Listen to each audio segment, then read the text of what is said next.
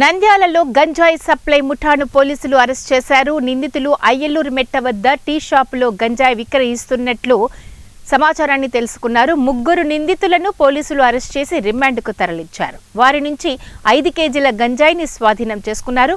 ముద్దాయిలు సిరివెళ్ల మండలానికి చెందిన మద్దిలేటి శ్రీనివాసులు, యూసఫ్లుగా గుర్తించారు.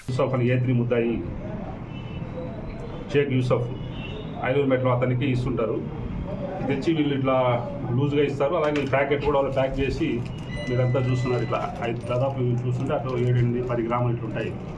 ఇట్లా ఇచ్చేసి దీన్ని మామూలుగా జోబుల్లో పెట్టుకుని కూడా ఎక్కడంటే అక్కడ వాళ్ళకి అనుకూల ప్రదేశాల్లో విక్రయించుకుంటారు. మనకు రాబడిన ఖచ్చితమైన సమాచారం మేరకు ఈ ముగ్గురు మధ్య ఈరోజు అదుపులో తీసుకుని ఈ గంజాయి ఇట్లా ప్యాకెట్ల రూపంలో డిఫరెంట్ దీంట్లో ప్యాకింగ్లో వస్తుంటుంది. మనం చూసారా, మొత్తం సుమారు 5 కేజీల గంజాయిని ఈ ముగ్గురు ముద్దాయిల నుండి స్వాధీనం చేసుకోవడమైనది.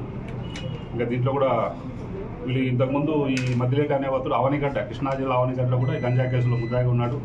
అలాగే మనకు మహానంది పిఎస్ లిమిట్స్లో కూడా వాంటెడ్ అక్యూజ్ ఇంకా తప్పి ఎస్కేప్లో ఉన్నాడు ఈ మద్దిలేటి. ఆ కేసులో కూడా గంజాయి కేసులో తప్పించుకుని తిరుగుతున్నాడు. ఈ ఖచ్చితమైన సమాచారంతో ఈ గంజాయిని ఈరోజు మా సిబ్బంది స్వాధీనం చేసుకోవడమైనది. దీనిలో ముఖ్యంగా చెప్పేది ఏమంటే, చాప కింద నీరులో మన నంద్యాలలో కూడా ఈ గంజాయి అమ్మకం జరుగుతున్నదనే